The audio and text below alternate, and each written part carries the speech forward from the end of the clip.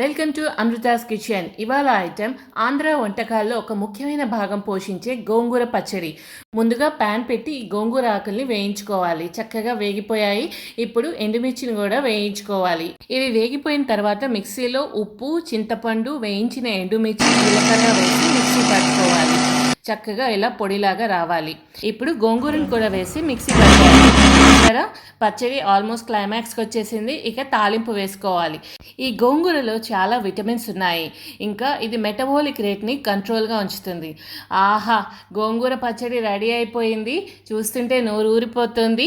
ఇక ఇది అవ్వగానే మమ్మీ వేడి వేడి అన్నంలో ఈ గోంగూర పచ్చడి ఒక సైడ్ ఉల్లిపాయ ముక్కలు వేసి చక్కగా కలిపి ముద్దలు పెట్టారు. అప్పుడు అనిపించింది, ఆహా ఏమి రుచి అనరామై మరుచి.